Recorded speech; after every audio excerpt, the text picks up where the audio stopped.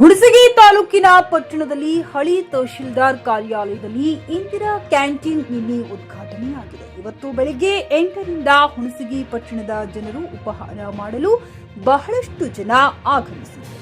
ಹುಣಸಗಿ ಪಟ್ಟಣದಲ್ಲಿ ಇಂದಿರಾ ಕ್ಯಾಂಟೀನ್ ಆಗಿರುವುದು ತುಂಬಾ ಒಳ್ಳೆಯ ಕೆಲಸ.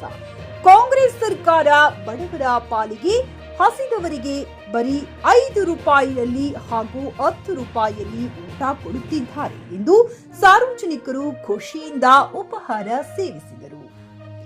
ರಸೂಲ್ ಬೆನ್ನೂರ್ ಜೆಕೆ ನ್ಯೂಸ್ ಕನ್ನಡ, ಹುಣಸಗಿ. ಮಾಡ್ತಾ ಇದ್ರ ಇಲ್ಲೆಲ್ಲ ನಾಷ್ಟ ಯಾವ ತರ ಕೊಡ್ತಾ ಇದಾರೆ? ಚಲೋ ಇದೆ. ಏನೇನು ಕೊಡ್ತಾರೆ ನಾಷ್ಟ? ಇವತ್ತು ರೈಸು, ಚಿತ್ರಾನ್ನ, ರೈಸು, ವೈಟ್ ರೈಸ್ ಮಾಡ್ತಾರೆ. ಚೆನ್ನಾಗಿದೆ, ಟೇಸ್ಟ್ ಚೆನ್ನಾಗಿದೆ.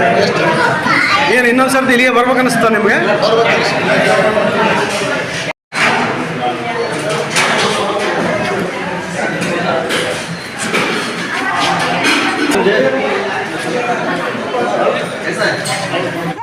ಸ್ಯಾಟಿಸ್ಫ್ಯಾಕ್ಷನ್ ನಲ್ಲಿ ನಂಬರ್ 1 ತೃಪ್ತಿ ದರದಾಯಕ ಶೋರೂಮ್ ನಿಮ್ಮ ಎಸ್ಪಿ ಟಿವಿಎಸ್ ಶೋರೂಮ್ ನಿಮಗಾಗಿ ತಂದಿದೆ ಹೊಸ ಮಾಡೆಲ್ಗಳ ಹೊಸ ಬೈಕ್ಗಳು. ರೈತರಿಗಾಗಿ ಅನುಕೂಲವಾಗಿರುವ ಸೂಪರ್ ಎಕ್ಸೆಲ್ ಕೂಡ ಲಭ್ಯ. ಹಾಗಿದ್ರೆ ಹಿಂದೆ ಭೇಟಿ ನೀಡಿ ಎಸ್ಪಿ ಟಿವಿಎಸ್ ಶೋರೂಮ್ ಮಾಲೀಕರು ಲೋಕೇಶ್ ಆರ್ಜಿ. ಹೆಚ್ಚಿನ ಮಾಹಿತಿಗಾಗಿ ಸಂಪರ್ಕಿಸಿ 8499510009, ನಾಗಲಕ್ಷ್ಮಿ ದಾಬಾ ಹತ್ತಿರ, ಗುಲ್ಬರ್ಗಾ ರೋಡ್, ಹುಮರಾಬಾದ್.